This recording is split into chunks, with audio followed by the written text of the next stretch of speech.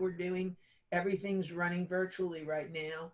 And I hooked up a video archive. So the classes are here in the video archive. There's been 2 classes so far since we've all been sent home. Both of them are listed here in this video archive. I'm going to start uploading the older material, but these 2 classes are from the last 2 weeks. So if you've missed a class, here's where they both are.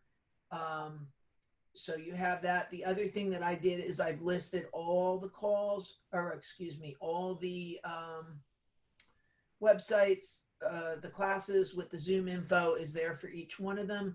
We're doing one tonight through HCC.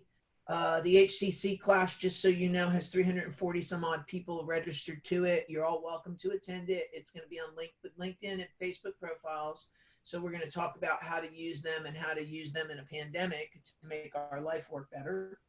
And then the other thing I'm looking to do, and I'm not promising this, is that I'm looking to teach a WordPress class the last week of the month. That'll be about 8 hours working on WordPress and how do we do and what do we do and what do I do and how do I build a page in WordPress and how do I set up a page and every other WordPress question I've ever heard. So we're doing all of these things. We're doing them all virtually, and we're trying to help everybody we can just stay in best shape possible. Let me see. So if you go, I was telling Bob that if you put in internetmarketingclinichouston.com, you will be redirected to this page. It's also under this classes tab up under here. But this is going to be the centralized hub for all these classes so that it's easy to follow and not jumping all over the place. And you know what we're doing, when we're doing it, and have the Zoom logins for each and every one of these classes at your fingertips, because I think that's an important piece of this. So internetmarketingclinic.com for those of you that don't know. All right, so now let's come back to Google Analytics. So I'm using this website as my delimiter because it's got a lot of bells and whistles running on it, and I want to start to go through this. The first thing that I'm going to tell you that you need to do, though, is make sure that you have Google Analytics added to your website and add the code to the website. So for those of you that are using WordPress, like I've kind of asked you guys to do, what I will tell you is there's some software out there that's called Monster Insight. It's a plugin. And let me log into the back end of LED Spot here and I'll show you. Let's do it from both sides. All right, so if I come in the back here, it's called Monster Insights. I have it on my dashboard, generating this chart here for you. And I have a pro version. You're not required to have a pro version, but I do have a pro version on this website. By using this particular plugin, basically what it asks you is, what is your name? What is your login for your domain name at Google? And it allows you an easy setup without any plugin knowledge needed. So the good news is you can add Google Analytics without any complication, just simply by using this plugin. If you go to your admin section, once you log in and you want to add the tracking info, you're going to get the tracking info here out of the tracking code section, and it's going to pull up a page and it's going to give you the tracking code. This is what, if you were going to put it in manually and not use Monster Insights, this is where you would go to get the code to pull into your website and put on your website. So there's 2 different ways to do it. One is through a plugin that you use your username and password and you select off a list.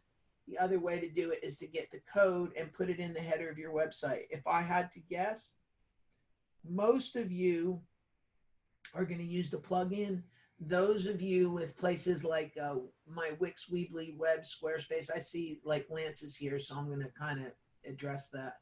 The Squarespace people, you can put this code in there, but it's the basic building block on how we are going to get our analytics and how to find out what's happening on our website. So the first thing I want to explain, though, is what is the difference between analytics and statistics? those are two entirely different concepts, okay? Analytics sort of analyzes data, where statistics is just raw data, okay? So there's two ways to pull information in, not from Google Analytics, but to understand what's going on your, one is a raw log file. And because I'm at my house, I can actually, I've never been able to show this before because I've never been to where I can get a server log on something. But if you'll hold on a second, I will do this really quickly.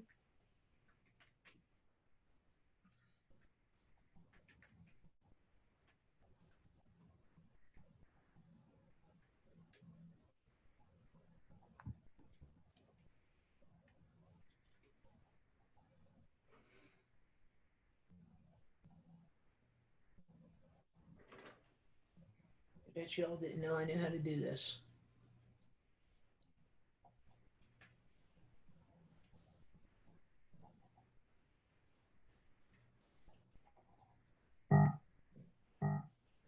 Okay, so this is the access log of this website. So when people go to this website, if you look here in this, let me make this window just a little bit bigger so you can all see it.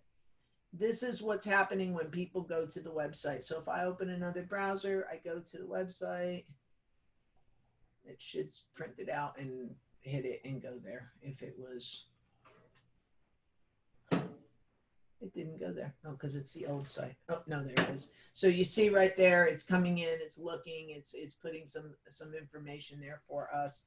Let me do this. Because I forgot we have this. Okay, so here's the other thing it does. It dumps out all the trips, all the traffic, all the people, and you can actually, if you have access to your log, you can actually see the raw visitors and the traffic as it's processing through. So I always think that's a good thing to do. You'll see it all load in. I just hit the parking lot page. You'll notice the parking lot page is now what's done. So it's a little. Hey, Beth. Yeah. Hey, I think your screen isn't showing the right. Oh, you're not able to see. Okay, good deal. Hold on. Let me see if I can move this over to the right window. Hold on. Thank you, Lance. I appreciate it. Okay, so hold on a second. I'm glad you said that because this is important for you guys to see the difference. Let me see if I can just change this. Stop sharing this window. Start sharing. I'm glad you said that. Actually, I'm just going to do my whole desktop and we're going to just go the heck with it. All right. So you see, this is the shell. So you can see that now, right? Yeah, a bunch of okay. Code, I guess. All right. So this looks like a bunch of gibberish, but what it actually is the raw server log. It's telling me what the search string is, what people are putting in, where they're coming from, how it's working, and what's happening. This site is very busy, so therefore you're going to see this go through in big fits and spits like this with these big chunks of data scrolling by in them. If I was to sit here and watch this, I could tell you where people are going, what they're doing. And I have a log parsing software. Some of you guys have seen that log parsing software through things like, I think it's Webalizer that comes with basic hosting accounts. So you'll be able to see that log, it parses the log, and the numbers and the values are much different. So that's why there's a lot of inconsistencies in the analytics home or the analytics screen because they're taking pieces of that log file and producing analytical data, not statistical data. So I just need you to understand. If I had to say, I'm going to tell you right now that I think this LED spot does over 1 million page views a month. They throw a lot of that data out because it's repeat visitors. Some of it is bots and so on and so forth. But on average, that thing does over 1 million people a month. All right. So I'm going to come in. So my first panel that you come to once you log in and hook your stuff up is it gives you an overview. What I will tell you is that every website that we have is down on traffic. I think there's a rumor out on the street that there's a pandemic somewhere. And all these sites, pretty much the traffic's gone down and there's not as much going on. This particular business has been interesting to me because although the traffic went down, the quality of the leads has been much better. So we've actually had higher sales since the pandemic started than we did on a regular basis. And the traffic, although it's down, seems to be better traffic. they mean Google does things in a 7-day increment. I usually like to evaluate things over the course of a 30-day period. So when I do it over a 30-day period, you'll see it still says we're down per 10% in the over where we were, but I'm kind of okay with that, just simply because um, the world we live in right now is a little bizarre. I think that's probably the kindest way to say that at this point. So I can see the users. They say we've had 9,700 users. They say those users are the real users. What it also does, because I have this turned on through Monster Insight, is it actually gives me a revenue total. So over the last 30 days, this website's made about 50 grand. And it says my conversion rate is 0.075. I'm very unhappy with that conversion rate. And I'm going to need to go through and start to look at that. And this is how many different sessions. So a user is a person, a session is somebody that's a user that comes in and they start a session. If you leave and you come back, you're another session. So just understand the relationship to that the user is the unique person, the session is the non-unique person. I'm going to expand this menu out, and it's going to go ahead and it's going to give me some more detailed information. I've had 2,000 sessions. I've had 2,300 unique people. I've had 9,000 page views. Again, this is a 7-day total, so I'm going to go up to the tippy top of my screen, and I am going to make it 30 days. So that would be here. So we're going to watch these numbers go. So my 10,000 users have accessed 38,000 pages. And what's good to my mind is that they're using about 4 pages per day per session. So every time they come, they seem to use a total of 4 pages, and they're staying for 2 minutes. So they're really shopping. They're using the website properly. It has a low bounce rate, and I was kind of talking to Tom about this yesterday. I'm actually not really super happy that the bounce rate is as low as it is, because it seems to me be artificially low, that people are coming in and not bouncing off. I would rather see that to be a little bit closer to 35, 40%. So at some point I'm going to come back to that and say, hey, wait up a minute. What's going on here? Why is this a little bit on the low side, or what you would expect a regular website to be? I mean, we can't be perfect 100% of the time that we have a 23% bounce rate.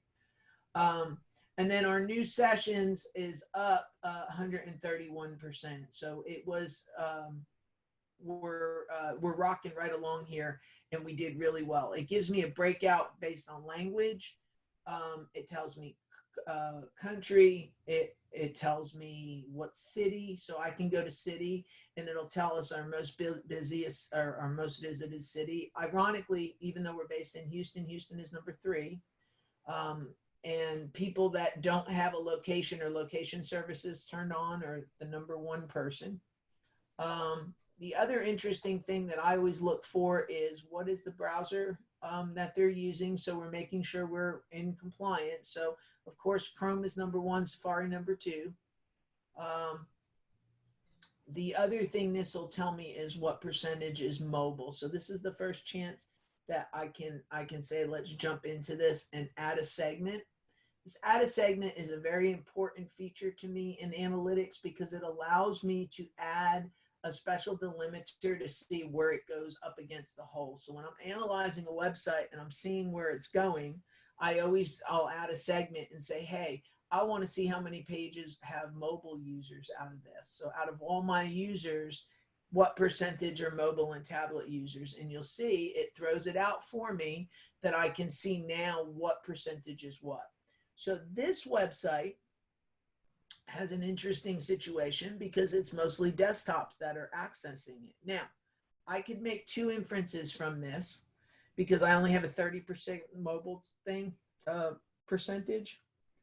I'm going to say most of this that people buy are people that are contractors, and they use their desktop at their office.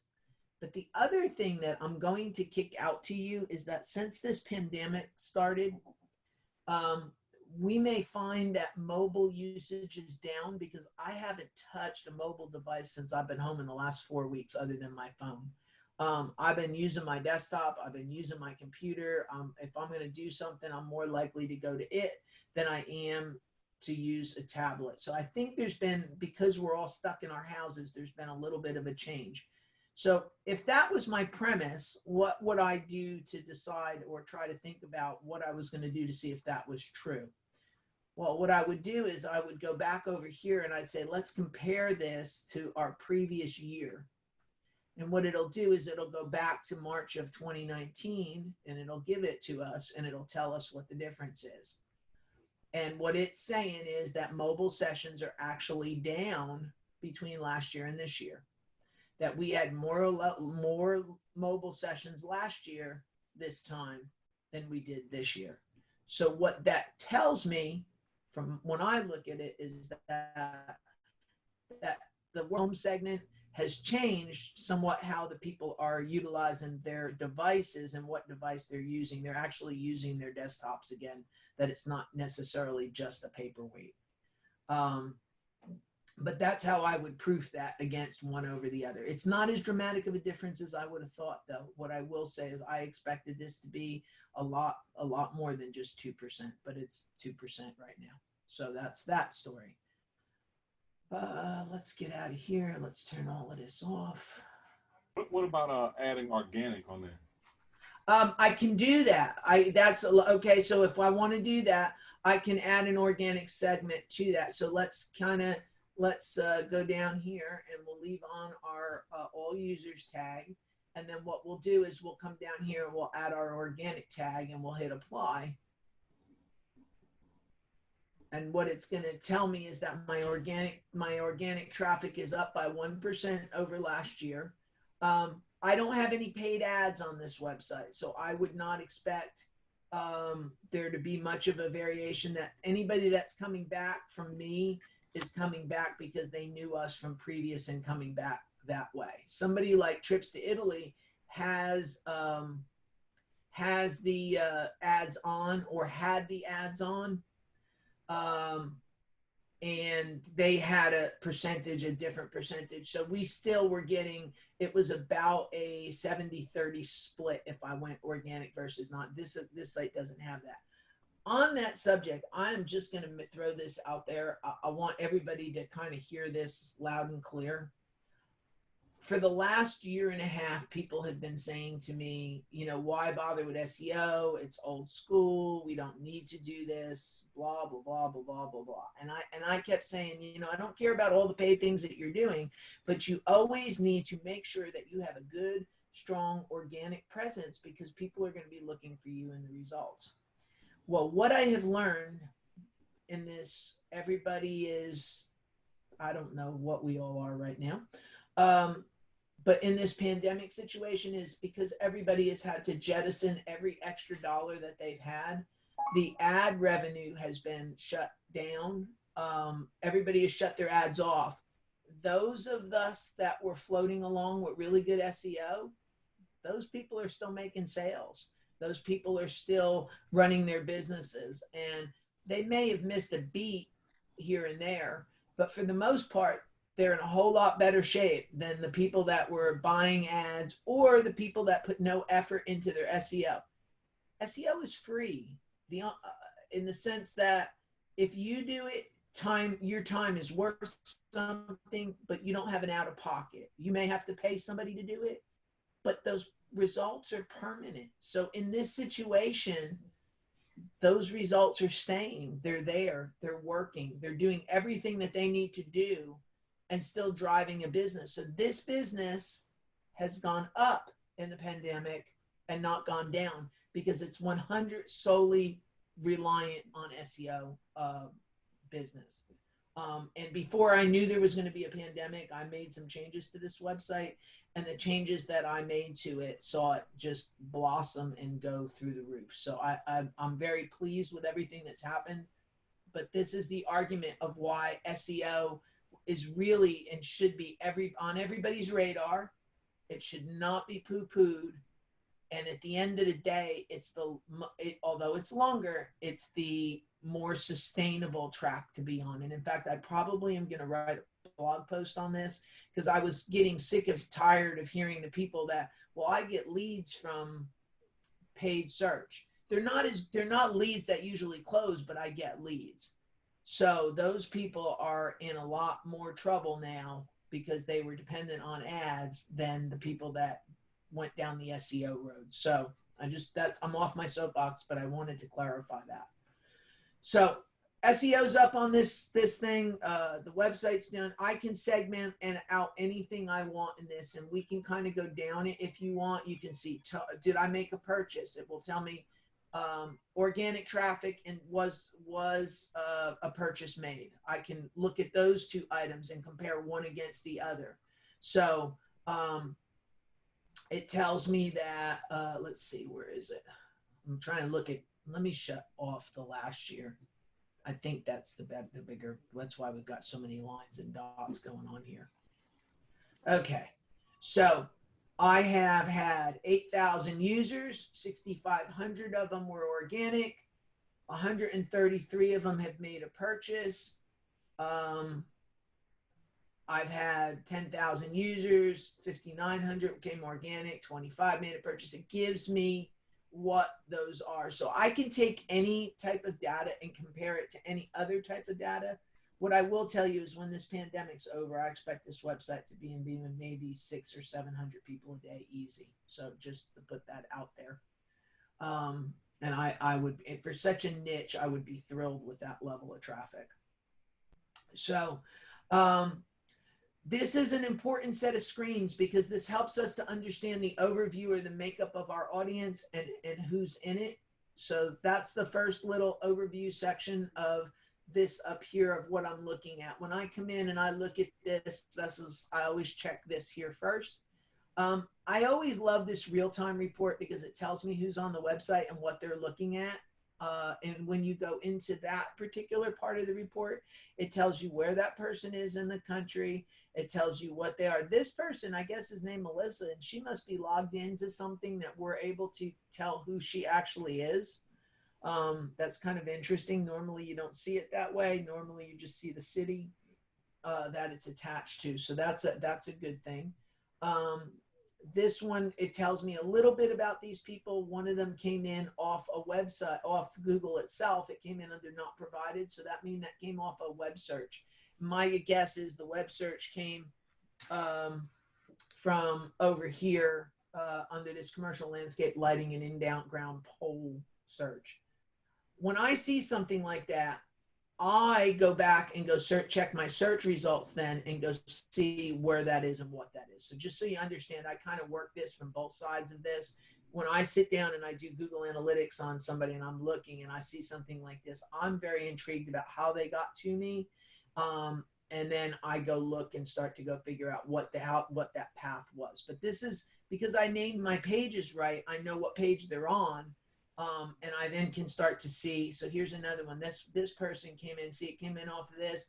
I guarantee you we're number one on soccer field lighting if I had to guess. I shouldn't say I guarantee, but SOCCOER field lighting.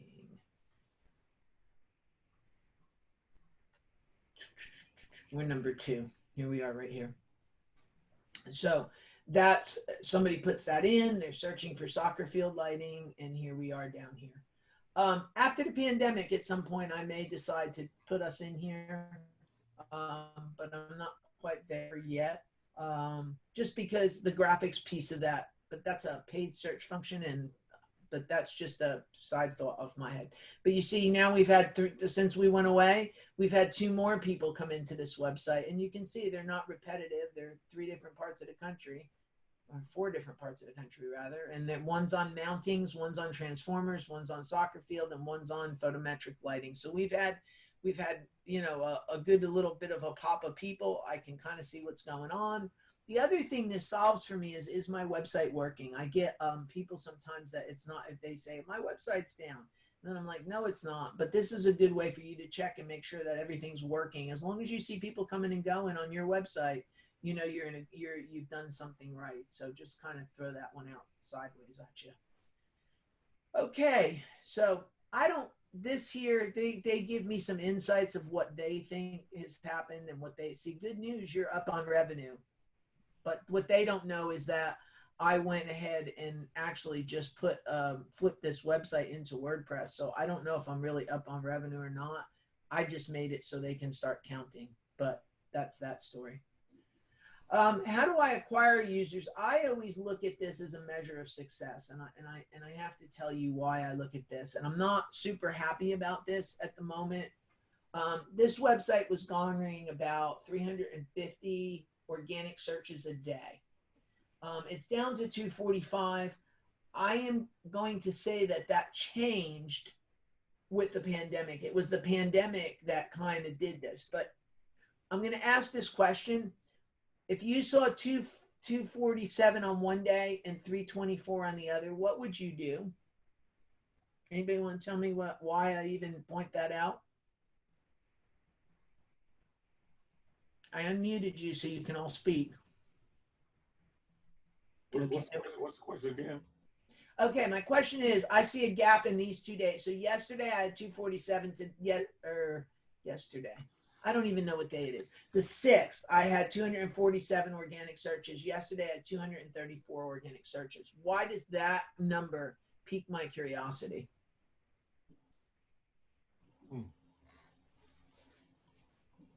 Okay, why it piques my curiosity is I need to go figure out what terms I picked up that allowed the traffic to bump up by 50 organic searches a day. Okay.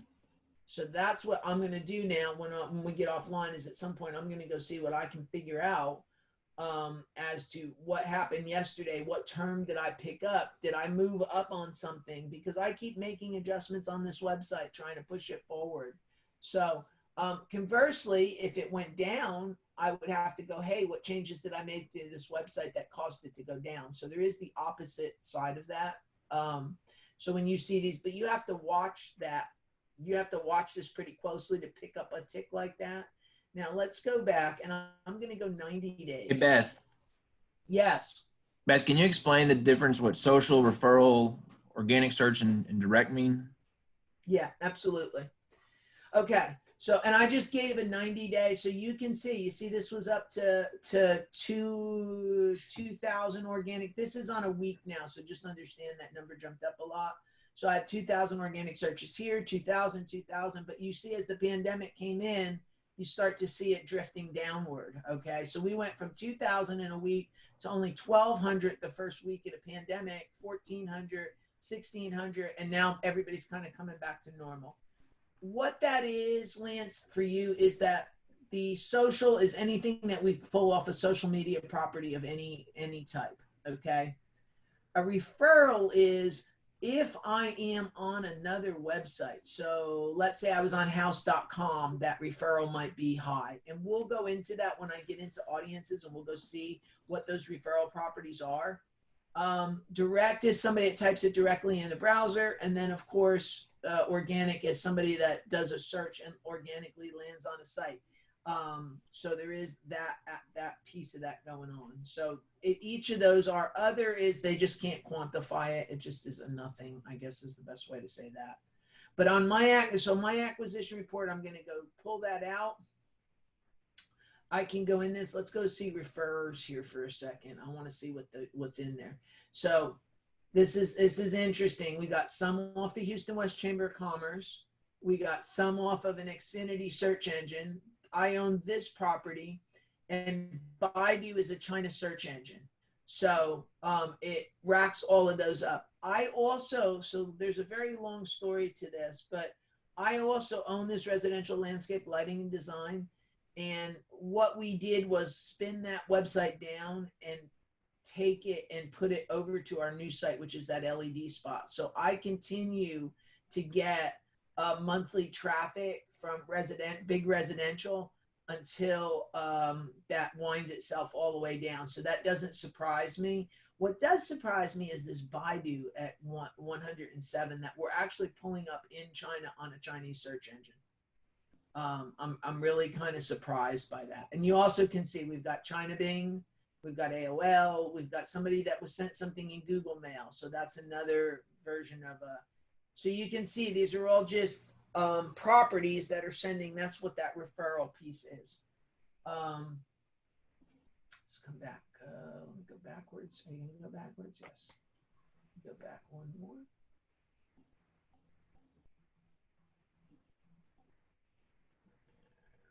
Arg. I hate when it does this. All right, let's come back here. Let's come back here. Let's go to my acquisition report. Okay. The other thing you can see is organic search is just killing it. Organic search is what drives this website. If it didn't have it, it wouldn't survive. But look, I'm getting almost 6,500 organic searches a month on this.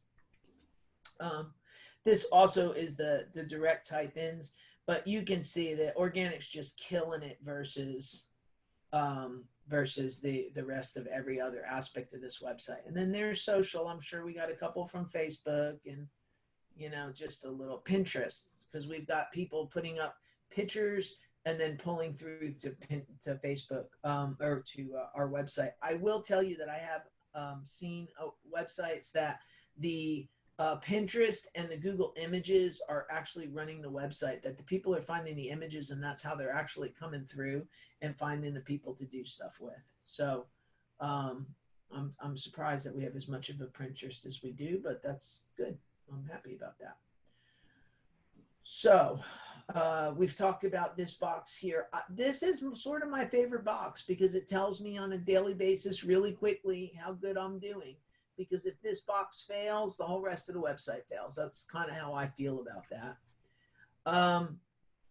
The next thing is, and this is important to know. So when we analyze a website and we look at a website of what it's doing, and this is why this really has some value, okay?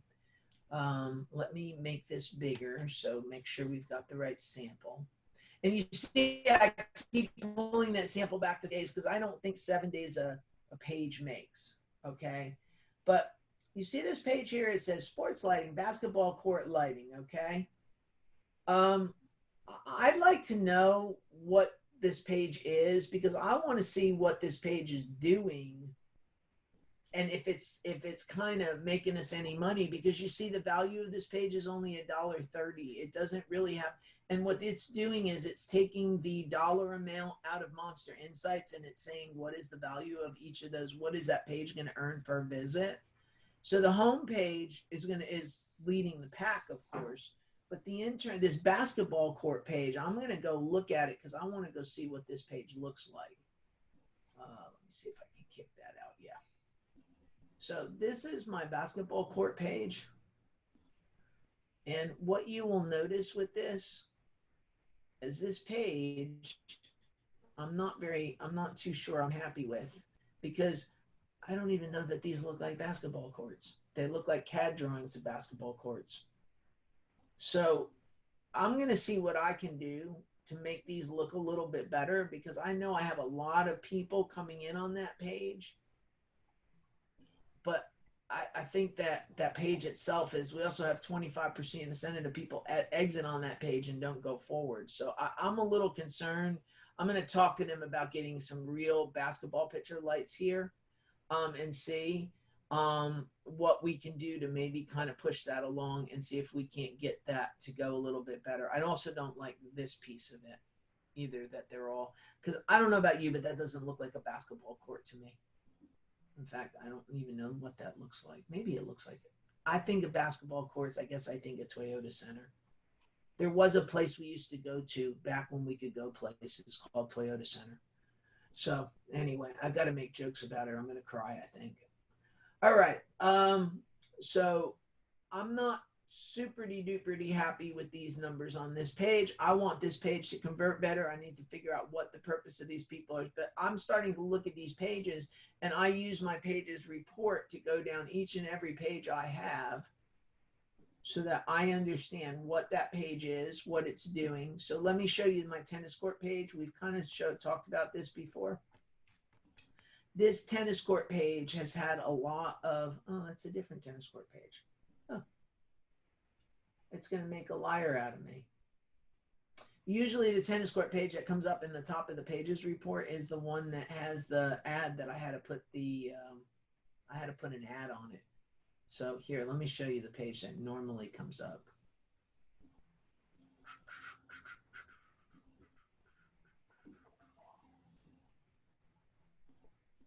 Let's come back. See this page here, what we found is it was getting all the tennis court searches. So we put an ad in the middle of the page so that people knew, click, so you can go browse your full line of tennis court lighting instead of, but it seems like Google has rechanged the search and pushed that tennis court lighting in directly at the tennis court lighting page. So that's a good thing. But we go through each and every one of these to see what's on a page and see what that page looks like. And I'm going to do this on the commercial lighting page too, because that one's getting a lot of traffic also. So the good news is they're giving me landing pages that have products on them. I'll give them all the credit in the world. That's really kind of amazing. Usually they don't do that. They go with the article pages, but it looks like they've made a jump on this website and jumped into where they're giving me product pages. But I go through each and every one of those and make sure. We have a divorce lawyer, and he was getting a whole pile of traffic on child support. So we put ads up that said, you know, and I'm calling them ads, but we put graphics up basically. It says, hey, if you need your child support reamended, we're the people, call us. So we kind of monetize that page by putting some information on it so that people would do business with us. So this is your pages report. That's very important. Your user activity, that kind of just gives you a running average over the last 30 days. Again, we see a downward trend because of, and it really was abrupt, that it started downward from the point of the pandemic forward. If I pull it out 90 days, I think what you're going to see. This is where I flipped the site to WordPress, okay? So I changed this site over to 100% to WordPress on February 1st, and you can see it was ascending, and then we hit the pandemic and the bottom fell out a little bit. So I think once the pandemic's past us and life gets back to whatever the new normal is, we're going to find out that this site's going to kind of keep going up, and we're going to be a very happy bunch of people. We talked about the type of device. It's important to know, so you're optimizing for the device. 60% of the desktop. This website looks great on the desktop. It's fine on mobile too, but it's optimized really for the desktop. That's a good thing.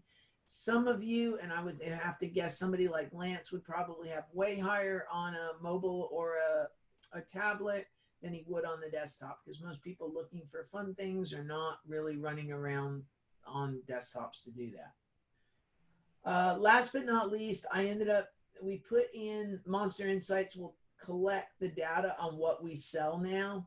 So I can kind of come down this and see how many of something we've sold in the last 7 days. And you can see these wall packs. You know, we sold a wall pack. It's a unique purchase. We've sold 8 separate putting greens to 8 second people. So somebody has their hand up. Person with hand ups, go ahead. Do you not have the ability to talk? Let me see. Everybody should be unmuted. Hold on, give me a second.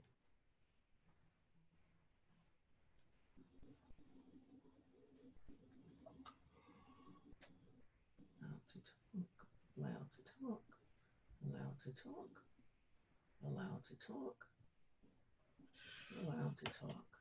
A whole bunch of yous I didn't get to allowed to talk. Okay, you're unmuted, so go ahead and talk away. What's up? Hi, Beth. I just wanted to know what page value means. And then a while back, you talked about 0.75 conversion rate, and you said you were not happy about it. I was wondering what it. Okay, all right, I got you. Okay, so the page is, what is the monetary value of the page or the transaction or the sale versus the value of the overall website. So this page has had 130 views. It comes back in and it figures out what the value is based on how much I've sold off that page. So if somebody pushes a cart on that page and adds something to a cart and checks out, they're saying, hey, that page had XYZ amount of money spent off that page, and that user made something. You see this bullet light one has a page value of, so we must have sold a lot more bullet lights, and it's probably down here in this somewhere. Let me see. I can't make this go out further. Is this 7 days? That's 7 days. What I'm not happy with is the conversion rate on this site as a whole, and I need to look at it.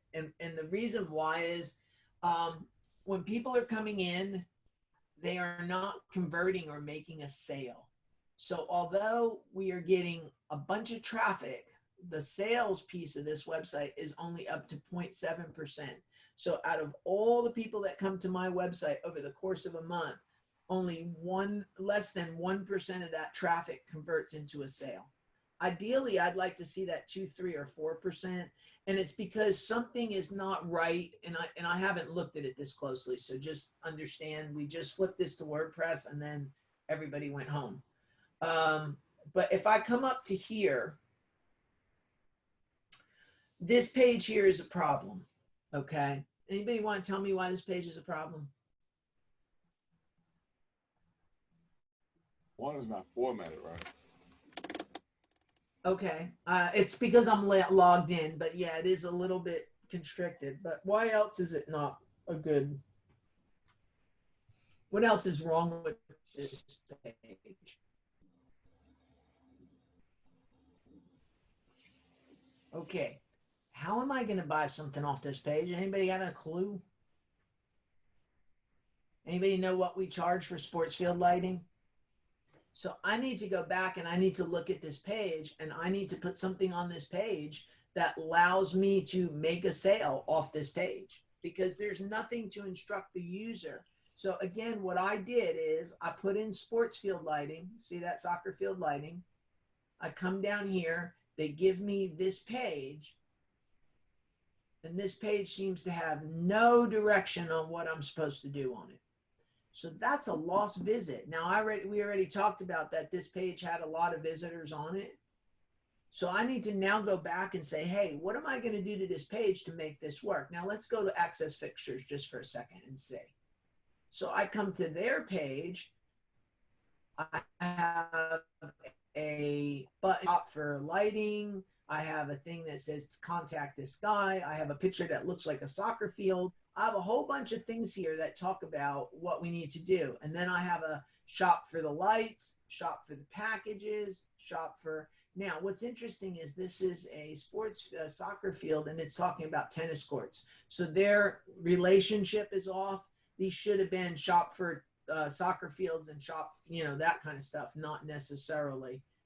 But the ability to shop, at least I have a big thing here that says shop, APTI sports lighting. So when I come in on a soccer lighting page, his is not much better, I've got to say. So that's a win for us. If I can go fix this, they too have issues.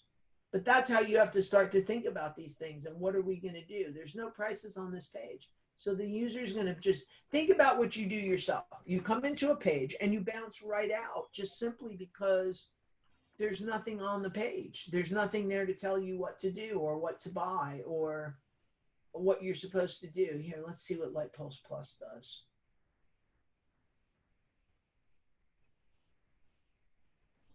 Yeah, they're another one that don't tell me how much this is, aren't they? All right, everybody's kind of sucking on this today. I will say, I'm going to tell you all, they're all sucking. So what that tells me is that I can have a really quick win, because if I start getting people right to where they can go buy a soccer field light right off my soccer field light page, that may help me up my game. What I'm going to do is this is, and let me see where we are here, because this may or may not work. Okay, so light poles, all right? That's a really big term, and I want to show you a couple things here on this light pole search term, all right? where we're getting the most amount of traffic from is right here. These are our light poles. So when I click on the picture, there are pictures. I'm going to try and figure out which one is which. That's Home Depot. That's us. They're going to make a liar out of me, and we're not going to be there, right? Here we are. That one there is our light pole. So when I come to it, it says concrete light poles, boom, and now I can go right to it. So that image search is a really big deal, and people are kind of using this right off the side of that to go make that search. I have to look at all of these things, but you asked me about conversions. Yeah, I wouldn't buy a darn thing off that webpage, off that search, and that's why this thing has problems in a few spots.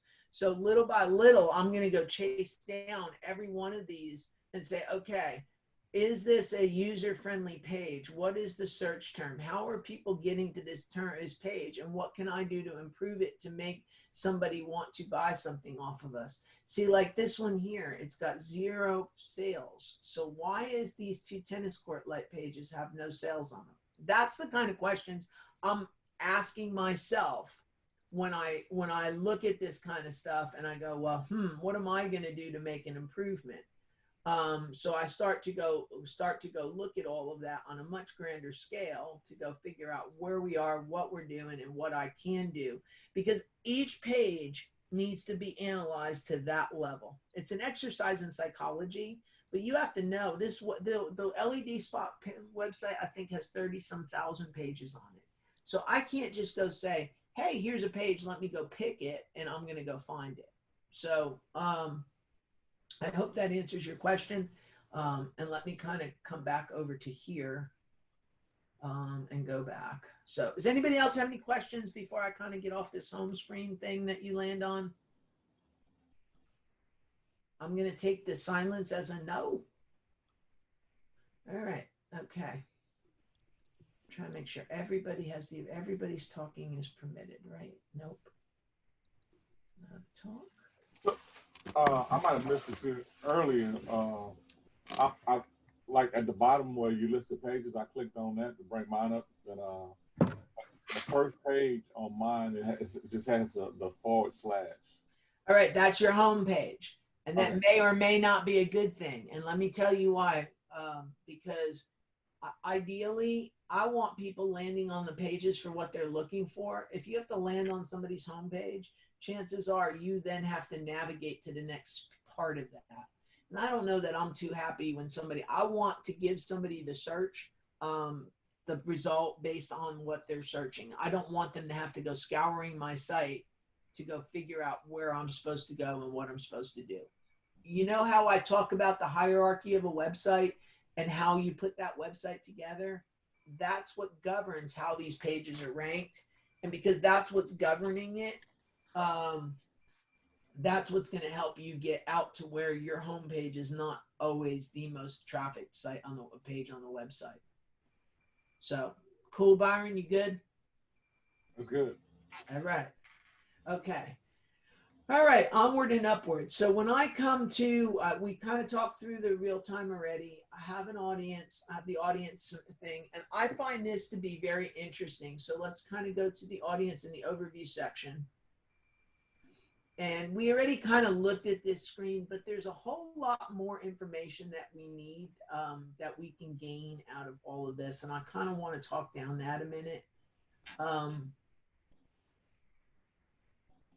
This is people that come back and forth to the website. So they're saying, how many, is somebody active 1 day? Are they active 7 days? If I go to 14 days, you'll start to see that there's a huge drop off. Now, what I will tell you is that on a lighting site, I would not expect a lot of daily and repetitive activity. Okay. If you are a cooking blog, I would want to look out over that. But so it depends on what your website does to see how repetitive somebody is or is not coming back in and out of the website. The lifetime value is, what is the lifetime value of a customer that comes in? We get this question quite a lot. It's easier with an e-com site. than it is a regular site. And I'm going to try to explain this best as all.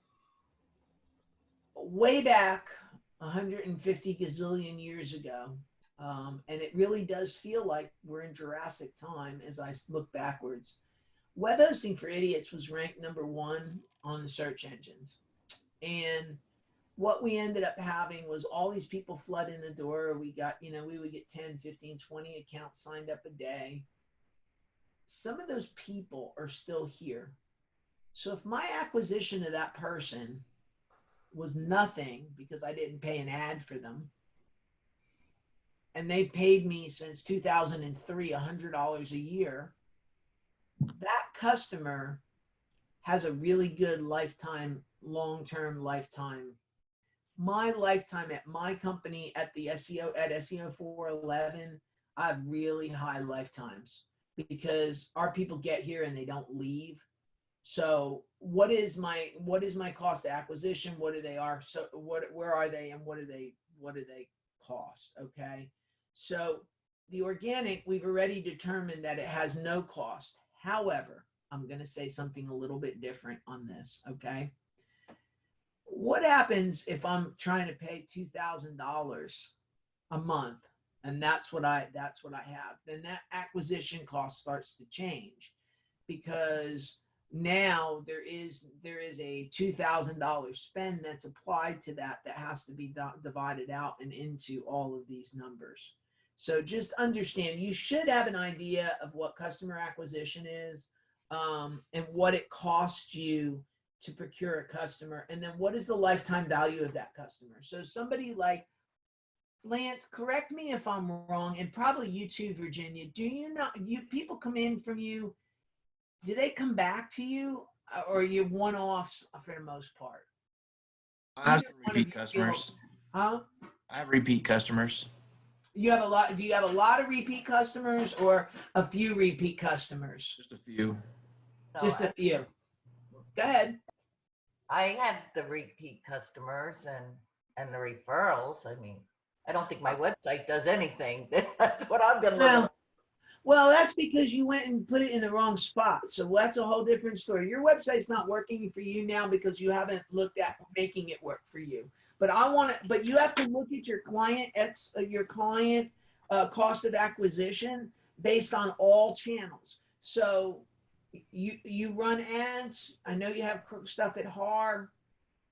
I mean, you run ads in the local Observer here or whatever that paper is now. I don't even know what its name is anymore because I just keep rolling over it with my car.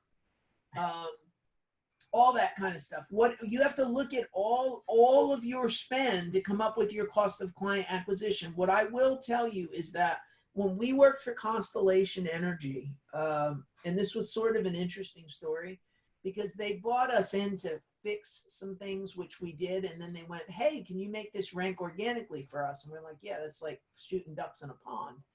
I took their cost of client acquisition from just under $1,000 down to $94 a customer. When I worked for Dish Network, I will turn this on its other head. There's resellers for somebody like Dish Network or DirecTV. And what they get is, let's say, $300 a new customer. So if I sign up new customers and I sign that service up with DirecTV, that reseller gets $300. If your cost of client acquisition is $310, you have a big problem, don't you? Is everybody kind of tracking what I'm saying here? What does it cost you versus what the lifetime value is? They only get a one-time $300. So their cost of acquisition it cannot be $310. So it needed to get knocked down to much lower than that. So you need to, this is why this screen is, what is the lifetime value of that customer? What does that customer bring in? And what did it cost you to get that customer? For LED Spot, there is no cost because I own the company, so I don't charge for the SEO services. So therefore, and we don't run any ads. So when I put those two items together, there is no cost for client acquisition on this particular company. But that's a very rare circumstance, if that makes sense. Every one of you need to look at what it's costing you to get a customer. And then you have to decide what the limiters you want. Is it closing a deal? Is it getting the lead? What is that delimiter that you want to apply to it? Well, this kind of helps you kind of do that. So what is the lifetime value per user? And do they come back? Do they buy over? I will say the residential people, they don't come, when they do come back, they come back usually a year or two later. I don't have them in and out of a turnstile on a regular basis. I suppose at some point I need to consider how to do that. But then again, how many parking lots a year are you putting in? So I guess that's the other sort of question. Or how many times a year do you put in a tennis court, or, something along those lines. So everybody should be looking at cost of client acquisition, especially now. And the freer that acquisition level is, the happier you all should be. So that's the lifetime. Anybody got a question? Go ahead, Virginia. I do. How did those figures get in that lifetime value?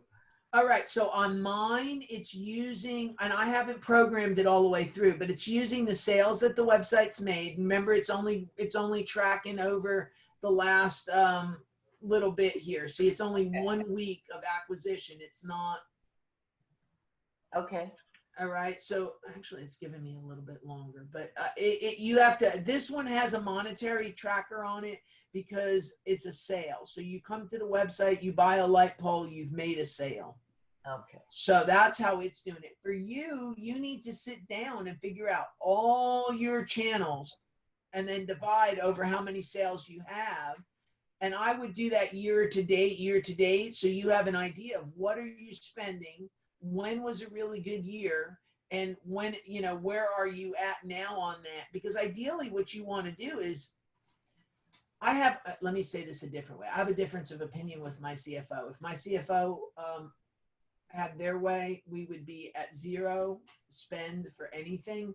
So, but I understand what she's trying to do. She's trying for me not to go cuckoo for Cocoa Puffs and go buy every membership in the world that I can and bite off more than I can chew. So I appreciate what she's doing. On the other side of the coin, her and I come up with a difference of opinion on that. But what I will say to you is that as you do this, you have to figure out how much money do you spend and where do you get the money back from? Where does it come from? At one point we were talking about these classes. What is the cost to do the class? Well, there's my time.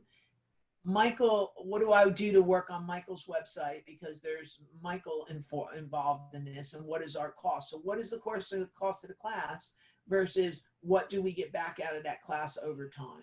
So that's one thing, that's one arm, networking functions for my company. For your company, I would have to say that you have a big pile of stuff everywhere, from signs to billboards to magazine or newspaper ads. At one point, you were investing in the website. You have the stuff with HAR, which the verdict in my mind is still out on how much that actually brings in. I have a lot of reasons for that, but so what does all that cost? And then how many houses do you sell? What's the net that you take off of that? So you want to start to understand what your cost is. So, and everybody should understand that. I mean, and if you don't, you need to. You need to know what you're doing, what works and what doesn't work, and what your spend is. And I dare to say probably 3/4 of this room have no clue what their cost for client acquisition is. So I almost want to say, everybody put your hand up that knows what it is. And I bet you we only have 1 or 2 of you that actually do it. So go ahead. Who knows what their cost of client acquisition is? Anybody? Okay. Byron, you? All right. So Byron's the only one. And guess what Byron does for a living? What? He's an accountant. So that's my opinion of why Byron knows the answer to that question, because Byron's an accountant. So, and I don't mean that like I'm picking on Byron. I mean, I just letting you guys know that, hey, this is why this is what it is, and why it's that way. So let me put this over here so I can see who's got what going on here. Oh, you know what, guys? I'm not reading the scroll great, so just let me know if you have a question. It's probably much better for you to do it that way than it is to you to put it in a chat because I'm not reading the chats. Okay, let's keep onward and upward with this. Okay, so I kind of know what mine is. I'm gonna skip that because it's in beta. All right. Audiences. Do I have an audience? Do I have an audience built out? Obviously, I don't have that because I don't have ads on this one, so I don't have that. But I find this to be very helpful to me. This is one of the most helpful sections of what I think our website is. Now, I'm a lighting company. What you would think right out of the box that our age group is male, right? That because they're construction workers for the most part. And that they're in the 25 to 35 age group, according to this chart I'm looking at. So what does that tell me? Anybody want to give me some ventures on what my first thought is when I get your base customers 25 to 35 and they're male? Who are you gonna target? Well, it is who I'm going to target. But what do I have to do differently with that age group? Anybody want to take a shot? Anybody in the room under 35? Probably No. Lance is. Lance, you're under 35, aren't you? No, I wish. I'm 37. Okay. I'm going to use you because I guess we don't have anybody else that age group. Okay. What is your first thought when you go to a website? What my first thought is when I go to a website, Yeah, when you start into it. So thought process. I'm looking at just how easy it is to navigate and if there's any kind of fun, I guess, videos or pictures. Okay. What about the price on a website? I would like to have that easily accessible. And you want to feel like you're getting a deal? Absolutely. Okay. So the reason I don't mean to prime his questions and pull them out of him, but I know that 35 and under age group is primed for, they need to feel like they're getting a deal. That website better look slick. It better be easy to use. And I better make sure I know exactly what I'm getting, because if I don't, I'm not buying from you. Is that a fair assessment? Yep. Okay. That's a different, Byron, I'm going to call on you now to say, do you have that same criteria for a website, or do you kind of evaluate it a little bit differently? In terms of who's coming? Yeah. Well, and how do you use it? Because you're in an older segment. Yeah, you know, it's interesting. I hadn't looked at this in a while on my site, but my breakdown was 25 to 34 and it's 57.6% women. So you have a big split between your age groups, don't you?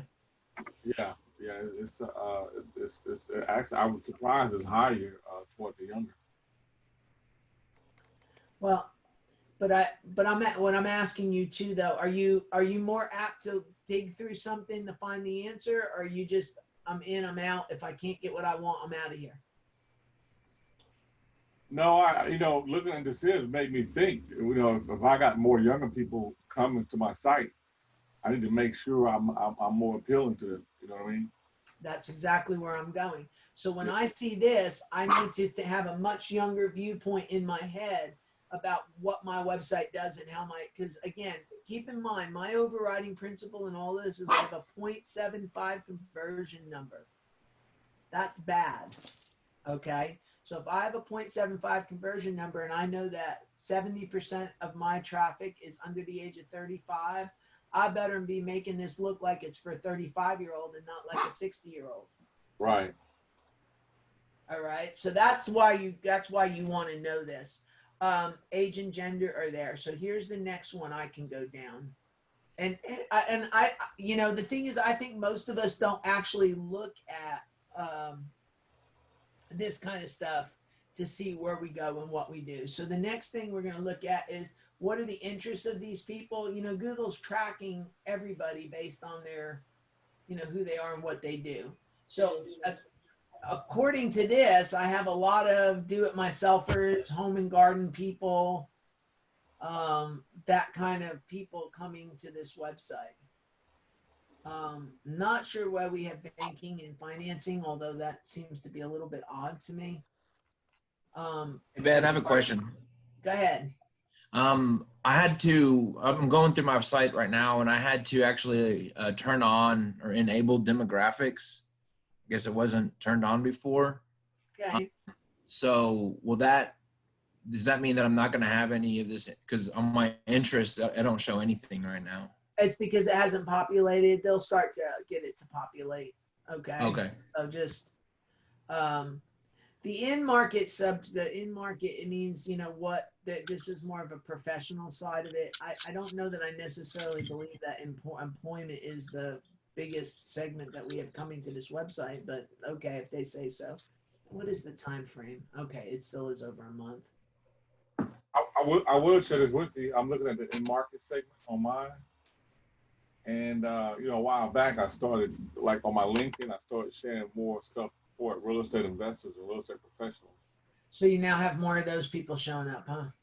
11% of real estate properties for sale, 10.49% for pre-owned houses, 9.8% for real estate residential property.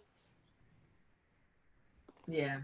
That's about 30, 35. Because you're kind of going and reaching for those segments when you go after it, you target it. So in other words, what you're doing is validating that the target that you use, you actually came back to, and it's actually been successful.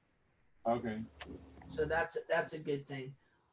Language, I'm going to tell you my base language usage question is, what language are people using? If this is in their browser, what I'm going to say to you is, if you have a lot of people from China or North Korea, please call your web hosting company, because you probably have a hack somewhere. Unless you do business with those countries. But I never would want to see a high number or percentage of India or China on my website, because that means there's a leak somewhere. So just kind of put that in unless that's your niche. What would you look for that? Right under geography. Geography, language, and geography, location. We already looked at the location of this. Like, look, so I got United States is 75%, Canada, then India, then Australia. I'm going to say 200 people out of 8,000 from India, I'm not worried about. 161 from China, I'm not worried about. These are people trying to walk the internet. You know, I doubt very highly I have a whole bunch of people looking for light poles in China. What they're probably trying to do is find out if we would buy their light poles from them. You understand the difference in what I'm saying on that? That they're not looking to buy something from me. They want me to buy from them. But 161 does not a hacker make. But what I will say is that China, India, North Korea, South Korea, the Asian Pacific Rim is terrible. So if you see a disproportionate amount of those, let somebody know, because chances are you have a problem. That's not why this report is there, but that's how Beth uses the report. Beth, can you hear me? Yes, I can hear you. Okay. I was going to ask, at what point do people's interests influence you? Would that have an impact on if you're doing stuff with Pinterest and House and stuff, the type of tags you add, or do you go to the point of actually rethinking the images? I saw there was a lot of people with interest in home and garden. Would you, after doing that analysis, consider changing photos, changing the actual copy on the site? Or if the website's ranking, you're never going to get me to agree to change copy. But I wouldn't be afraid to. So let's give this. You're asking a really good question. So home and garden, we have a lot of landscape lighting, especially this time of year. We get a lot of people coming and looking for landscape lighting. I would put pictures of homes with landscape as opposed to a picture of a landscape lighting unit. So you would want to see a house lit up at night. You might want to see what those spotlights look like on the path light. What do they? So depends on where we're at. But here's what I do know. I still have 70% of my people are men, And I bet you if you ask this people in the room, they don't care how pretty something is for the most part. I mean, we may have a pretty person, but I don't know that we're going to have too many of them. Uh-huh. So I have to balance that out against my usership as to whether I'm gonna adjust or not, and how I'm gonna adjust. Now, if I have a whole bunch of men that are looking for landscape lighting, chances are they're gonna be looking for the wiring and the housing and what it looks like, not how pretty it makes it on the wall. Is that kind of, you understand what I'm saying? The difference, because we only have a 30% women usership on this website. Yeah. Thank you. Thank you. You're welcome. All right, let's go onward and upward. So behavior, new versus returning. I want to know on something like this, do I have a program to get people to come back to us? And if I don't, do I want to go ahead and invest in one? Now, I want to show you something here, and I'll tell you why this is this way. See, we have new visitors, and the new visitors, according to this, generated this. And the returning visitors generated this. It's not correct because Zandra, the lady that works for me, is the one processing the orders. What I really need to do is actually go in and knock her out of the statistics on this website, because they look like it's returning visitors coming with 59 orders, but she's processing the orders, so it's really not the truth. Does everybody get why I'm saying that, I hope? Yeah. Right. So I need to look at whiting her out and getting her off this website so that we can get a more accurate representation here. What this also implies to me, though, in talking through this, is that we have a lot of people that order from us that need help to order and cannot order themselves. So what can I do to change that and make this be a more self-service type of a situation and less of a hands-on situation that she actually has to place those orders? Where is that? So that's going to be a question when we come out of the pandemic that I'm going to ask her is, what is that? Because look, this says we've had basically four orders that Zandra did not process from April the 8th or March the 8th to April the 7th. So why is that? Where did that come from? And that's what's pulling my conversion rate down, because you can see I've had 0.0 of a thing. Okay, so who's ever cleaning their dishes, do me a favor, mute yourself so we don't hear you. Okay. Let's see, returning frequency of return. These numbers are all going to be a little screwed up because of her. So we'll have to figure out at some point. I'll have to solve that one.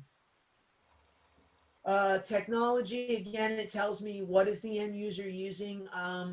The thing is that if they're using a desktop, my website's optimized for it. If you have Tommaso with his trips to Italy, he has a website that a lot of people use mobile more than they use a computer, a desktop. So with that said, I need to make sure the conversion and the conversion action on that website on his phone works better and is clear, and that people know what to do so that I can fix that conversion rate for them. Mobile is mobile, cross devices is, if you came in, do you overlap? Did you start on a desktop and move to a laptop? There's not a lot of overlap here. You see that they're not really coming in on a desktop and then moving to a mobile unit at a later date. So that if that did happen, these two circles would be laying over the top of each other. It's really important to know about your user in this day and age. At least that's my opinion. I think if you don't know and don't understand the psychology of your end user, your rate of conversion drops dramatically. I think you have to look all of those over. I know we always talk about putting a conversion action on a page and putting information on a page. We talk about all of that on a very frequent basis. However, when we decide that, I shouldn't say when we decide, if we don't take the proper steps to understand our user and then make changes to accommodate them, then you end up with a website with a 0.75 conversion rate. So I'm going to have to, at some point in my spare time, which I don't really have a lot of these days, sit down and figure out what do I have to change on this to make this more amenable to men, more amenable to men that are 25 to 35. And what am I going to do to increase their participation in this website? So I'm going to have to sit down and really put my thinking cap on it. So that's why it's very important to know who your user is. The next thing I'm going to talk about here is the acquisition function. What I want to say is that any of you that have Google My Business, those statistics are not here. There is a way to bring them in here. I'm still having Charlie write that out for me. And once I get it, then I'll tell everybody how to do it. But the actual Google My Business is not in your actual acquisition totals. So if you have a business that runs mostly off of Google My Business, your numbers are going to be much lower on the acquisition portion of this, as well as even the overall traffic. I have some people that have 16 and 18,000 visitors because of Google Maps. But if you come in analytics, it doesn't have anybody. So we'll just kind of throw that out as a side curve to you. But what I use this screen for is so that I understand what and where people are coming from, because that's very important to me to actually understand that. So with that said, I kind of go down this, I look through this. I don't necessarily leave the overview screen. When I look at this, I come down into my search console and I look at the landing pages, because I want to know in the landing pages, what are the most trafficked, what site is getting the most amount of impressions, what page is getting the most amount of click-throughs. So this is interesting. My commercial landscape lighting page is getting 19,000 impressions a month. It's got less than a 1% on the click-through rate. So how many times does Google show the page? How many times did the end user click on the page? What is the percentage on that? And if you look, Google says the average position on that is 39. So it's not, I think it comes up more than it being in position 39, to be honest with you. I just don't know that I know how to prove that at the moment. But okay, so let's come back over here. I'm trying to make my screen a little bit bigger so we can, it's like got it cut off for some reason. I don't know. What is it doing? What are you doing, Mr. Google?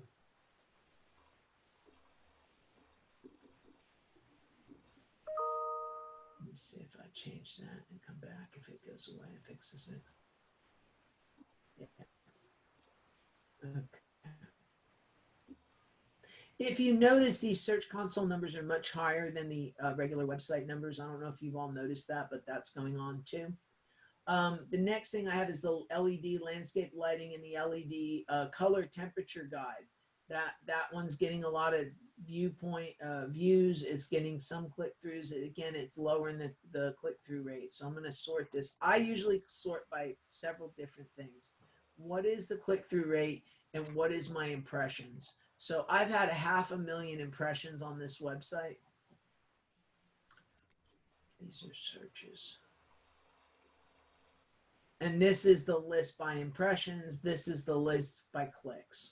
Okay, so just kind of turn these things around so you know, hey, I have this. This is how many clicks I got.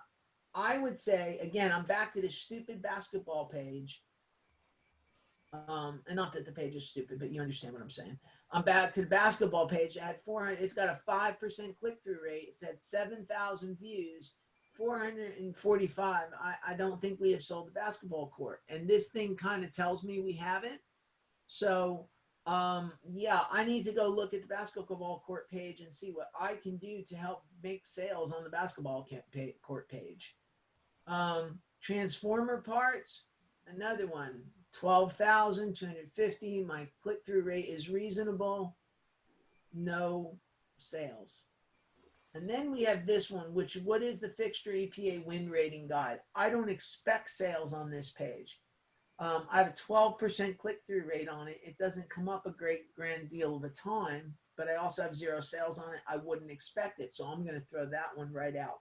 But I go through each and every one of these landing pages to see what's coming in, what changes do I need to make, what adjustments do I need to make, and what can I do to help bring a customer in on a website when they see it. So, and it may be that if I go look in Google, the write-up is not all that good either. So there is that part of it.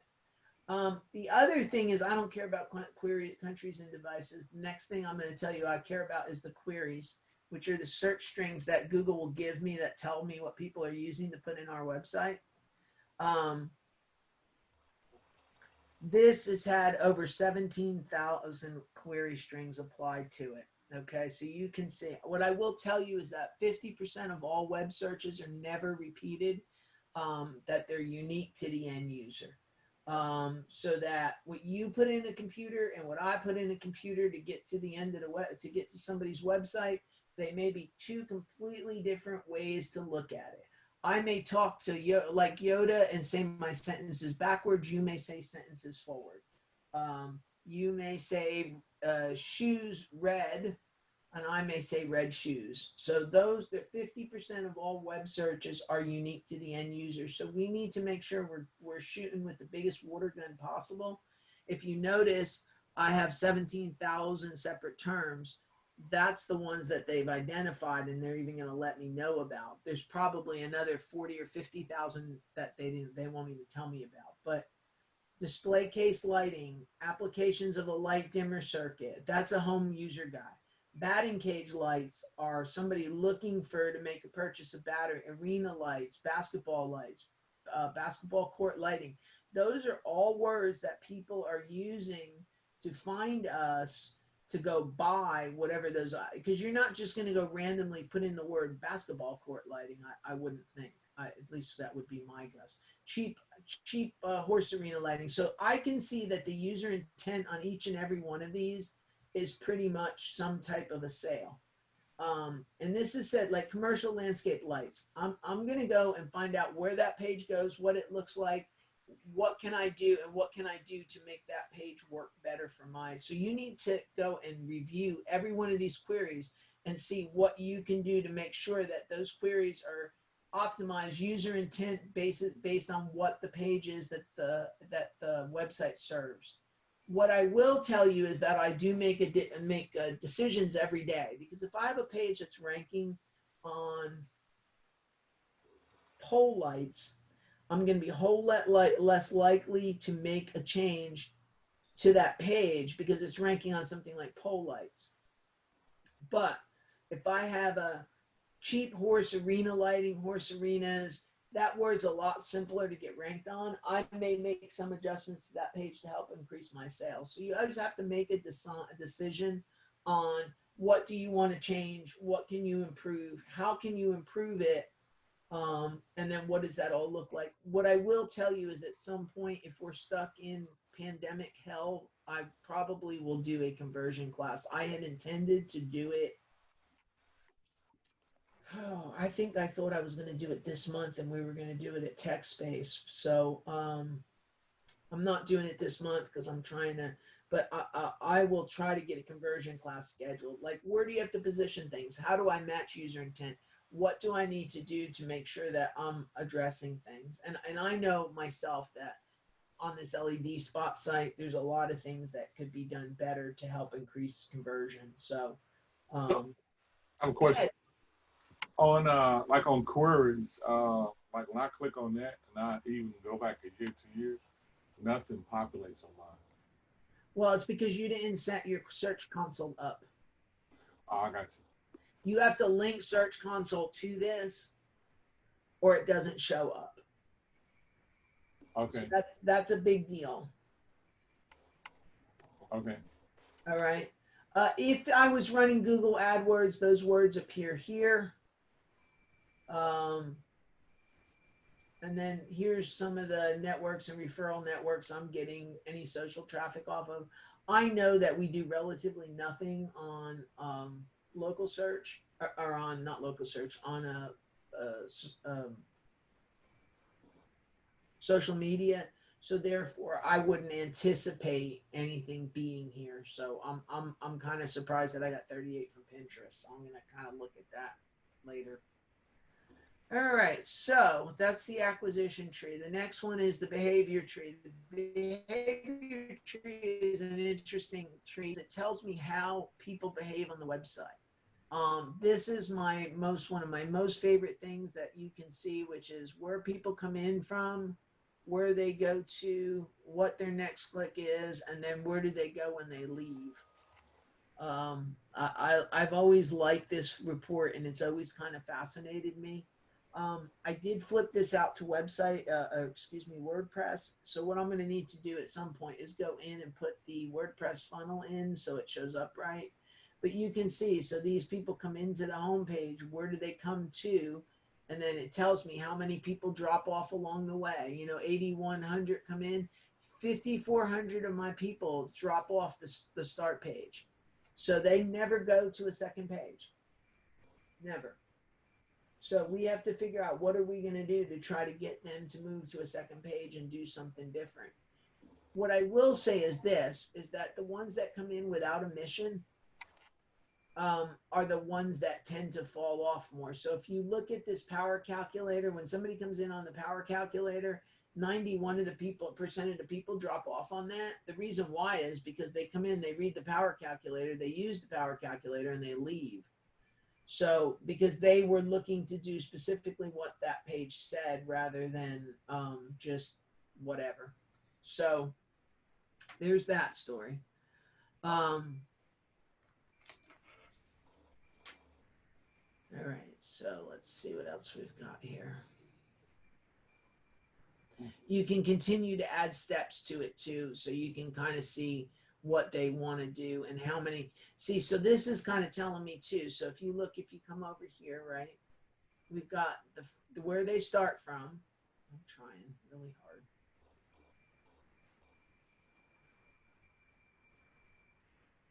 Hey Beth, real quick question. What does it mean where it says like 100 more pages? I have one that says 9 more pages, 10 more pages. What does that mean at the bottom? Where? Here? Interaction. Oh, yeah. Okay. So there was 100 other pages. Like on this one, there's 100 other pages. These are the top 5. There was 100 more pages that were involved. So they not really truly 100. There's 423 other pages that were involved in this. So when you kind of go to here, it will give you that. If you go here, it's giving me a hard time. It does. See how it's changing? It's giving me what are these pages? It tells me what those other pages are. But the thing is, until you fix these pages, I wouldn't worry about these pages. That's at least my opinion of that. All right. Are you cool with that? You understand what I'm saying on that? Yes, thank you. Okay.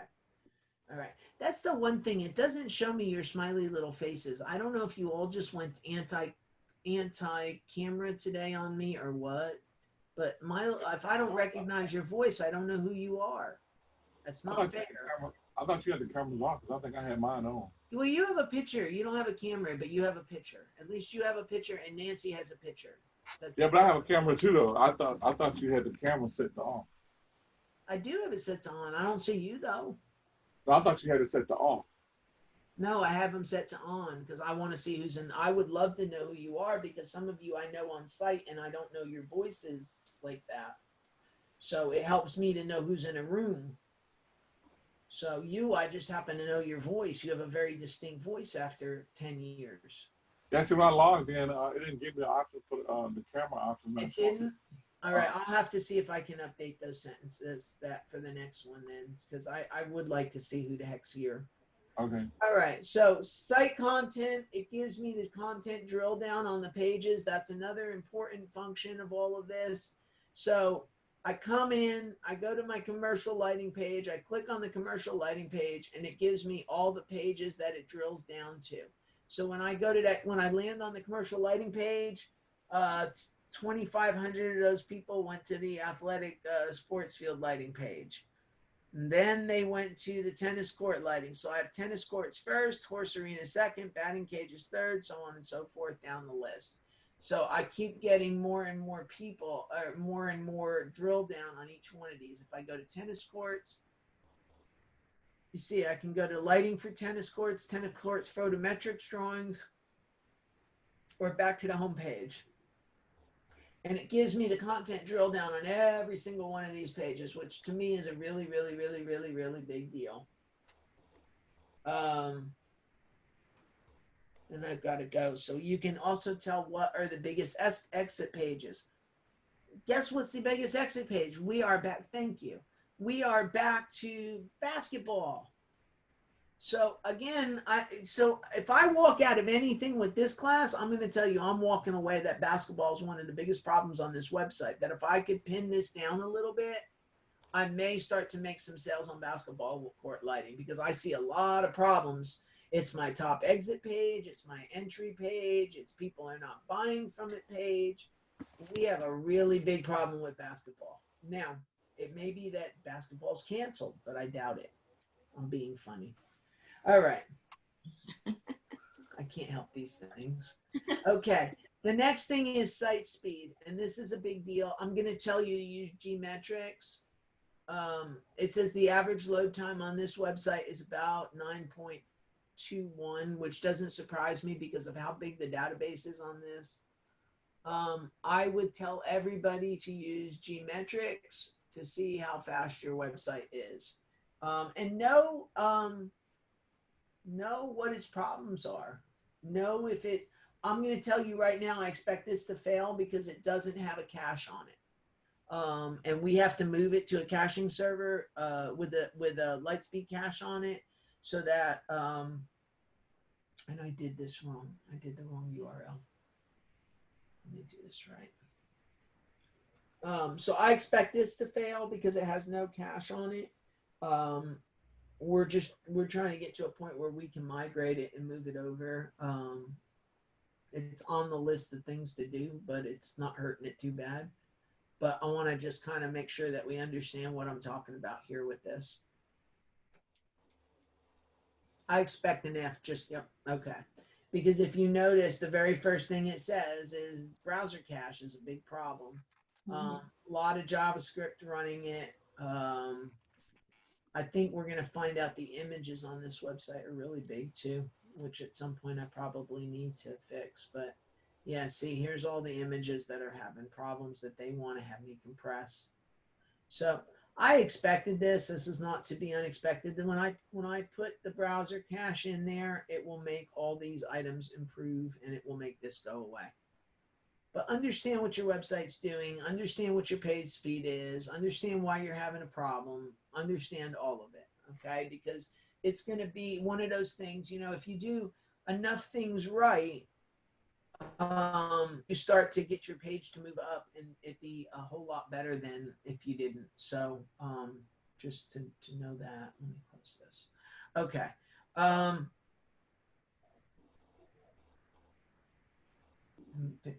This is the timing per page, the load speed per page. It gives you a breakout of what pages are, what they're doing, how they're doing. Page load per page, and then if you wanted to put the bounce rate in, you could. The assumption is the longer the page takes to load, the higher the bounce rate. So that's what that assumption is.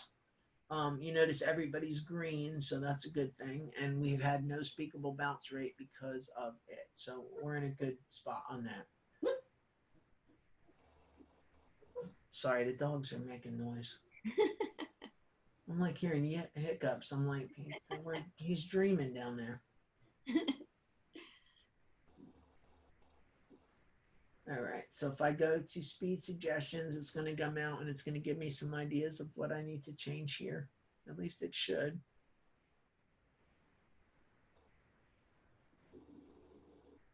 All right, so if I go to this LS calculator page, it gives me the ability to look in Google's Webmaster Tool or page site in speed. They say they don't use this anymore, but I got to tell you, I don't necessarily believe them. Because look, they just sent me over here. So if you look at this page, it kind of gives me what my issue is, which is all of this is because of no caching server. So you see all these little blank dots here. And then it tells me what I need to do to fix it on each one of them. Each one of them gives me a idea of what I need to do to fix it. This one here is particularly interesting because it's saying I have a 2 meg homepage. And it's because of scripts that are loaded in that. So I'm gonna have to go back and I'm gonna see. I took off the web chat off this website for the time being.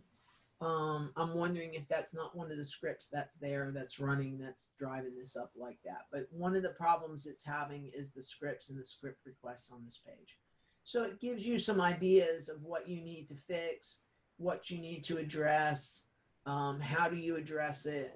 I know this has got a simple fix on my end. I just have to move it to a Lightspeed cache server, and we're good. I think.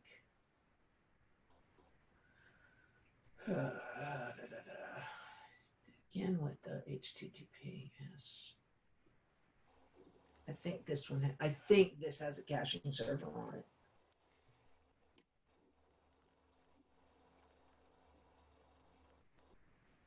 If we let it go ahead and fetch it, it'll.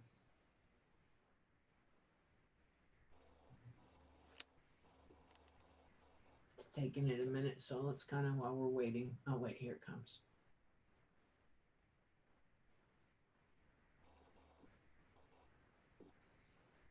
This one doesn't have a lot of browser caching. I gotta go tell Charlie about it. He's gonna tell me it's my live chat that's causing this to be a problem.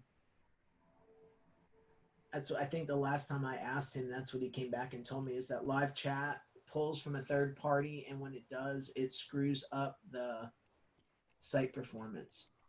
So that's the kind of stuff that we need to look at. And then you have to decide, I'm keeping the chat. It's much more important to me to have a chat than it is to have a good score on Gmetrics. So that's that. I think that's what he told me was the problem. Yeah, see, look at SEMrush, live chat, Google. These are all the things that are slowing that page down. So you can see what it is. It's the social media shares. And he said in order for him to fix that, I would have to shut all of them off. I'm not willing to do that. We're leaving it. Onward and upward is what I told him, forget about it. All right, site search. I want to go over the site search aspect of this. We don't have a site search, so therefore it's not showing up anything. And I don't have search pages in. I've often debated whether I should put something in that works like that. I don't know if there's enough value to it for me to screw with it. I'll get back to you on that one. The event manager is a big deal. If you put the code right on the event manager, you can tell where people are coming from, what they're doing, how deep they go. Do we have calls? Do they come in from? So you see all the different things that I have here. I have how many people. I have a bunch of different events that I've set up. So how deep did somebody go? What are the products? Do they go through the products? What is the cart? Do they email us? Some of them I have, do they phone us? I've put the phone link on there that you can hit the top of the phone. These are those events that it'll tell me what somebody's doing on the website and whether they're doing what I want them to do. So you guys should think about putting event codes on yours. There is a process to that. Maybe we'll have how to add an event code to a string session one day. Because there's extra code you have to put, like around the phone number. You have to put some things in there to trigger it. So that's a big deal. The other thing is, if you look here, if we go to pages, because again, it's great to have all this data. I want to know what's the biggest things where we're having the biggest events from. And if you look here, the biggest, most unique is the bulbs, buying these halogen bulbs. And we sell more halogen bulbs than I ever care to mention at this point in our life. So this has a high event total simply because we sell a lot of halogen bulbs. Oh, by the way, here's the basketball court page again. So now I have to really think about what to do with this basketball court. I don't have AdSense set up. And last but not least on this is the conversion and the conversion goals. You can set up a goal. You can make a goal. Now I had goals set up in this based on the old shopping cart. I've not come back in and added it, but I had a funnel based on the old shopping cart that each step of that funnel that it went through, it gave me credit for it. So I could see where people were falling out of my sales funnel. So what point I put them in from, what did I expect them to do? Where do I expect them to go? And where are they falling out? That's all really big information to know. The other thing I had as a goal was how many chats did we have? And I thought that was something that I considered that a chat meant that we kind of broke through enough that I was going to count that as a conversion, because I kind of felt like if somebody was going to contact us, then it's up to my sales staff. So we have a chat in there, we had an add to cart in there, and we had an entire sales funnel in there. So that's that story. I would make sure you set that up. And because I have the enhanced e-commerce on Monster Insights, you can see what we sold the most of. We sold 16 Acorn Globes. We've got a Court Blade highlighter. We sold a bunch of those for $13,000. So everything that we sold in here is here listed on this report, and it tells me how many we sold and what our most popular items are. So I kind of always felt like that was an important thing. That was something that we've been missing. What is that? The other thing here is that they came in and they didn't shop. So 85% did not shop at all.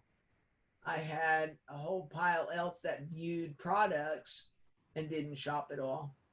And then I had about 50% of those people that abandoned their shopping cart. And what I did on the abandoned shopping carts now is I put some software in that if they put stuff in their shopping cart, I actually am out within 10 minutes offering them a discount.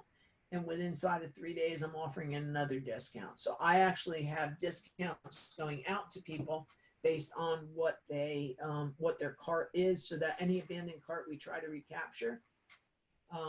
And that was based on this report here that I could see that that's what was happening. So that was a big deal. I would make sure that you have if you're running a store, make sure you're running some kind of abandoned cart software on it. I think that's a big deal. You can kind of see we've got checkout behavior. It tells me who checked out, who did what. We had 27 people put stuff in their cart and they dropped off. So we need to go figure out why did they drop out of there?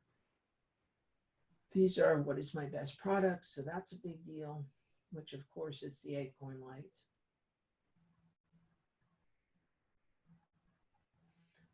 This is our performance based on SKU and transaction ID. So we can kind of see what somebody bought one-on-one. And then did they order with a coupon or not? And I don't know that we did. Because I don't think I set the product coupon up to report to analytics, which I know I didn't. So long story short is there's a lot of information that's valuable here. The other thing I'm going to tell you, and let me see if I can back out of this and get to this.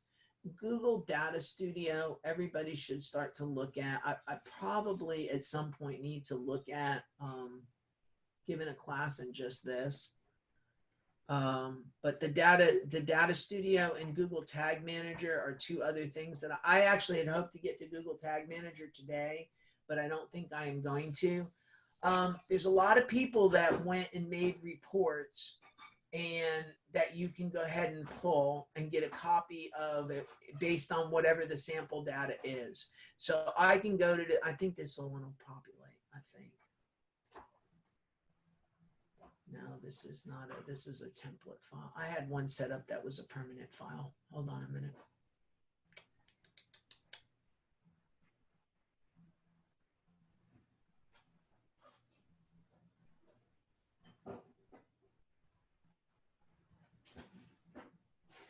Here, let me just use this one. Let me see if this one actually works. Okay, so this is the one that belongs to trips to Italy. As you would imagine, it's severely off on traffic because nobody wants to go to Italy right now. But you see this nice little report it was able to put together for me that I can see what my users are, what my sessions are, you know, what did I want to use as the data set. I could take any website on this list and pull it through. So let me see if I can pull LED spot in here. I think I can. So it will allow you to take some of this data and make it into usable reports that you have. And then there's actually templates that are already created. So you can make your own data template if you want. You can borrow one. You can, like this one here. Let me see if this one, if I can set it. I think that's the one we're just looking at. Hold on.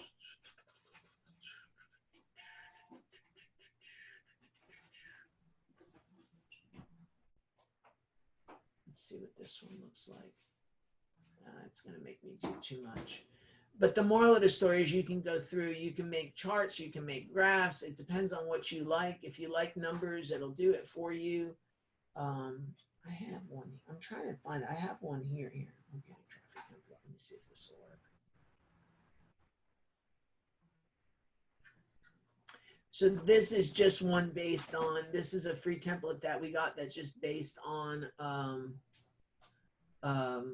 Google traffic. So I would encourage everybody to play around with Data Studios because you can make whatever port you want and output it and pull it back in and make it work that way. So it's a handy, nifty little tool.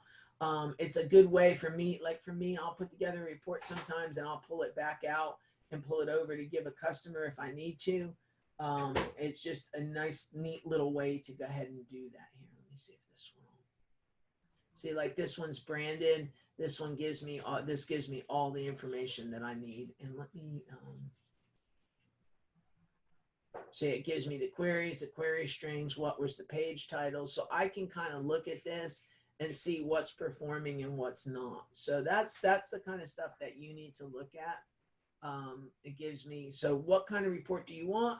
What do you want to do with it? How do you want it to work? And what do you want it to do? So that's that story. So we have come to yet another day and to another fun excursion into this. I will tell you, I'm doing LinkedIn tonight through SCORE and through HCC.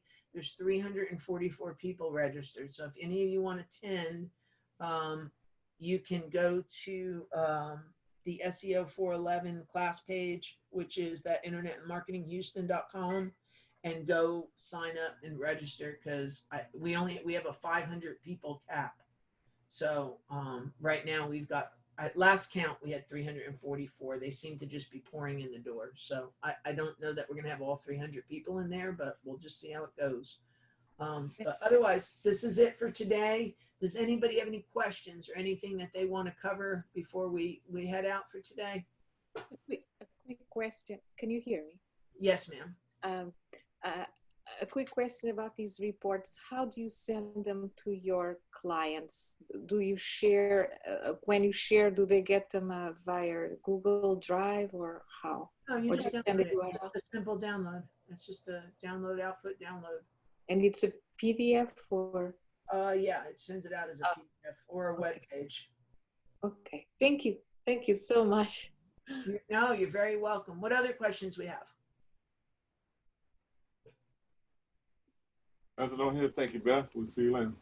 Okay, Byron, take care, bud. I'll see you next time, okay? Oh, wait, somebody's blinking up here at me. Hold on. Thanks, Beth. You're welcome, Lance. I'll see you soon. Sounds good. Hopefully sometime.